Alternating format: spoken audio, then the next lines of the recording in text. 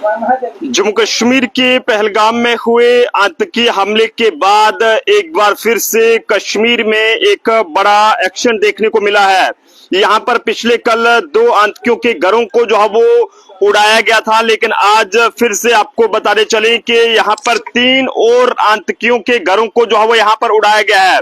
तस्वीरें आप देख सकते हैं कि ये वो आतंकियों के घर हैं जो कि कश्मीर में लगातार एक्टिव हैं और उनके घरों को अब लगातार सेना व जम्मू कश्मीर की गवर्नमेंट द्वारा जो है वो उन पर एक बड़ा एक्शन देखने को मिल रहा है। आपको बताते चलें कि एक बड़ा एक्शन है जो कि कश्मीर के अंदर यहाँ पर देखने को मिला है, जिसमें सबसे पहले आपको बताना चाहेंगे कि जो भी आतंकियों के मददगार हैं वो सेना के शिकंजे में इस समय जो है वो आ चुके हैं और अब पहलगाम के जो गुनाहगार हैं वो जो है वो बच नहीं पाएंगे। आपको बताते चलें कि जो जानकारी अभी अभी हमारे पास आ रही है उसके मुताबिक ये बताया जा रहा है कि जम्मू कश्मीर के पहलगाम में हुए आतंकी हमले के बाद पुलवामा, कुलगाम और शोपियां में 3 एक्टिव आतंकियों के जो रेजिडेंशियल हाउस थे उन्हें जो है वो पूरी तरह से ध्वस्त कर दिया गया है, उन्हें जो है पूरी तरह से डेमोलिश कर दिया गया है। लेकिन ऐसे में बताया जा रहा है कि साउथ कश्मीर के 3 जिलों में लश्कर के आतंकवादियों के 3 और मकान जो है वो यहाँ पर डेमोलिश किए गए हैं, जिन पर पहलगाम हमले में शामिल होने का जो शक है वो यहाँ पर जताया जा रहा था। लगातार इस तरह के आतंकियों के खिलाफ बड़ा जो एक्शन है वो कश्मीर के अंदर देखने को मिल रहा है, क्योंकि 22 तारीख की बात करें तो जो पहलगाम में हमला हुआ उसमें 28 के करीब जो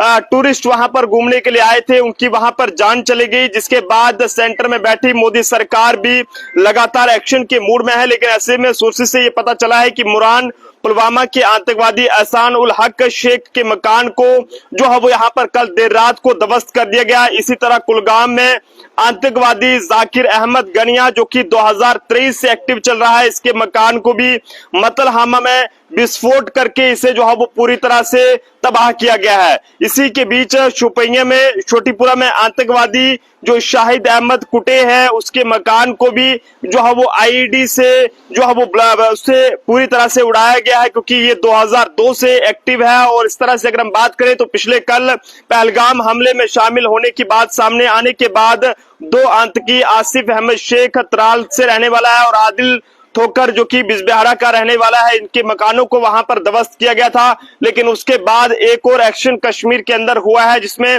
3 और जो आतंकी वहां पर एक्टिव हैं उनके मकानों को यहां पर पूरी तरह से ये कहें कि उड़ाया गया है। और इनकी पहचान एक बार फिर से बता दूं कि मुरान पुलवामा के आतंकवादी एहसान उल हक के मकान को उड़ाया गया है और दूसरा आतंकी जाकिर अहमद गनिया 2023 से एक्टिव है, इसके मकान को भी मतलहामा में विस्फोट करके जो है वो उड़ाया गया है। वहीं शोपियां के छोटीपुरा में आतंकवादी जो शाहिद अहमद कुटे है 2002 से ये एक्टिव चल रहा था, इसके मकान को भी यहाँ पर जो है वो उड़ाया गया है, जिसकी तस्वीरें इस समय एक बार फिर से जम्मू ट्रिब्यून के माध्यम से आपको दिखाएंगे, क्योंकि कश्मीर के अंदर जो हुआ वो बहुत ही दुखद था। और ऐसे में लगातार सेना की बात करें तो वो एक्शन के मूड में है और इस तरह के जो आतंकी मददगार हैं उन्हें जो है वो अब किसी भी कीमत पर बख्शा नहीं जाएगा, क्योंकि वो अब सेना के शिकंजे में यहाँ पर आ चुके हैं। अब उनका हाल जो है वो बहुत ही बुरा होने वाला है। कोई भी अगर व्यक्ति इस तरह से हिंदुस्तान में रहकर हिंदुस्तान के खिलाफ चलने की कोशिश करेगा तो उसे जनाब बख्शा नहीं जाएगा।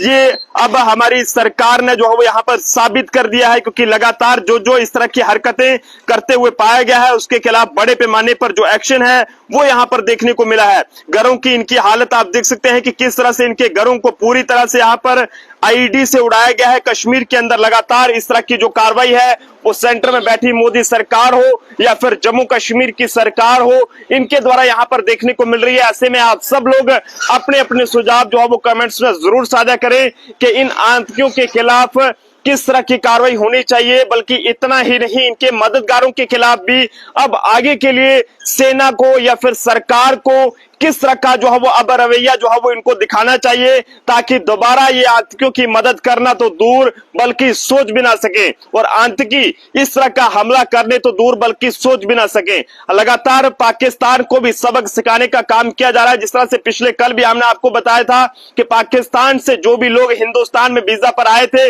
उनके वीजा रद्द करने का प्रोसेस शुरू हो गया है और कई सारे जो पाकिस्तानी हिंदुस्तान में थे वो अब जो है वो अटारी बॉर्डर से वापस जो है पाकिस्तान मैदान की ओर भी जाना शुरू हो गए हैं। देखते रहे जम्मू ट्रिब्यून का अभिषेक के साथ नरेंद्र सिंह ठाकुर, जम्मू।